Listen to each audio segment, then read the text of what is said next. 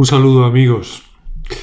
No puedo evitar decir que qué alegría ponerse delante de la palabra de Dios, porque es así. Es que realmente es una alegría poder recibir la palabra de Dios, darnos cuenta de que somos queridos por Él y por eso Dios nos habla, nos tiene en cuenta. Yo creo que nunca podremos agradecer suficiente este hablarnos de Dios continuamente. Es una declaración de amistad.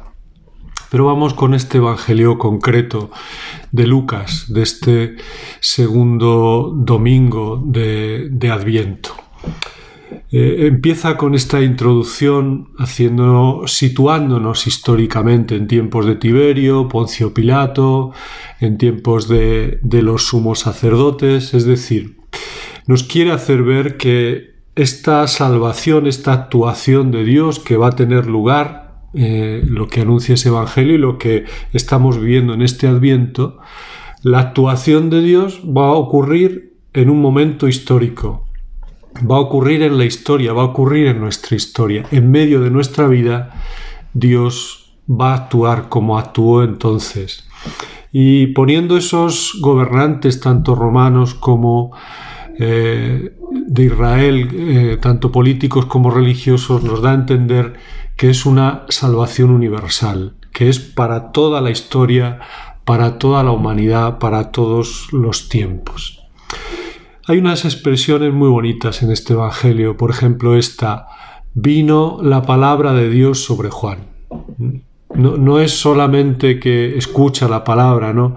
Vino la palabra de Dios sobre él, como que cayó en la cuenta, como que la palabra toma posesión de él, como que la palabra se hace algo importante en la vida de Juan. Y nos muestra cómo es la palabra la que viene, es decir, la iniciativa es de Dios. Lo primero es recibir esta palabra, acoger esta palabra. Y una vez que esa palabra toma posesión de nosotros, pues entonces ya dejarnos llevar por esa palabra. En concreto, esta expresión está tomada del Antiguo Testamento, cuando dice vino la palabra de Dios sobre Juan. Es una expresión que quiere indicar que esa persona queda constituida como profeta. Vino la palabra de Dios sobre Jeremías y desde ese momento Jeremías queda hecho mensajero de esa palabra de Dios que recibe. Y el profeta es el que recibe la palabra y entonces comunica lo que recibe. No se inventa nada ni es fruto de su sabiduría, es fruto de lo que recibe. Pues así es Juan y así es en nuestra vida. La palabra de Dios viene y toma posesión de nosotros. Y dice, Juan anunciaba un bautismo de conversión para el perdón de los pecados. ¿Qué quiere decir esto? Digamos que Juan hace público. ¿El qué hace público? Pues que Dios ofrece el perdón a aquellos que se convierten. Dios, digamos, que abre la puerta de su misericordia y la abre en este tiempo de Adviento. Y Dios ofrece su perdón a todo aquel que se convierte. Ahora, lo que está en manos del que escuchaba a Juan y en nuestras manos es aceptarlo o rechazarlo. Aceptar esta ofrenda de Dios de su perdón o rechazarla. ¿Qué es aceptarla? Pues aceptarla es arrepentirse y tener necesidad de limpiarse, de lavarse, como hacían los que acudían a Juan. Se arrepentían y buscaban lavarse en aquellas aguas del Jordán. Pues nuestras aguas del Jordán son los sacramentos, especialmente el sacramento de la confesión, de la penitencia. Pues es un tiempo para reconocer nuestros pecados, para arrepentirnos y para pedir perdón, para aceptar esta ofrenda de perdón y de misericordia que Dios ofrece a aquellos que se convierten.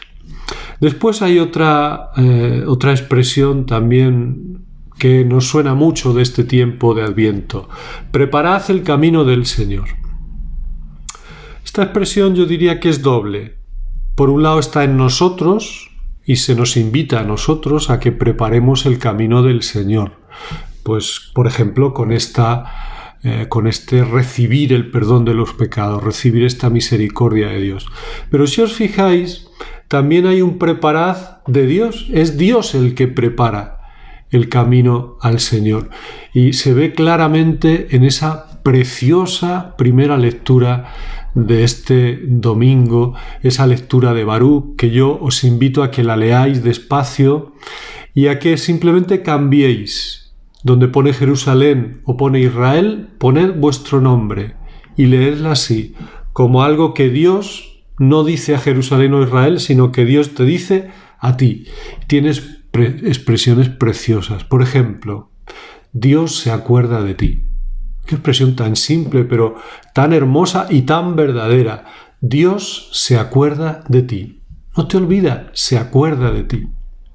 Tiene después un poco más adelante que dice: el Señor allana el sendero para Israel. Es el Señor el que levanta y abaja para que el sendero sea llano, Israel pueda caminar con facilidad. A ti también. Es Dios el que abaja y alza los caminos para que se hagan llanos en tu vida y puedas tú caminar con más facilidad. O esa otra expresión que a mí es de las que me encantan, ¿no? Esta expresión que dice: manda a los árboles a hacer sombra para Israel. Esto no es solo poesía, esto es una verdad. El que ha creado los árboles para que hagan sombra para los hombres es el Creador, es Dios, es saber ver la mano providente y creadora de Dios que cuida de nosotros. Dios manda a los árboles que hagan sombra para ti. Dios manda a las circunstancias de esta vida para que hagan sombra para ti, para que la vida te sea más llevadera, te sea más fácil. Esto es una verdad que hay que pararse y darse cuenta de cómo Dios nos cuida en la vida. Y por último, esa expresión que dice al final el Evangelio: todos verán la salvación de Dios, que hay que entenderla no en el sentido de que vayamos a ver nada ni de que se vaya a hacer nada extraordinario, sino que todos estamos llamados a experimentar la gracia de Dios, la salvación de Dios. Todos estamos llamados a experimentar esta gracia del perdón, esta misericordia, que Dios allane nuestros caminos, este encuentro con el Señor que nos propone en este Adviento.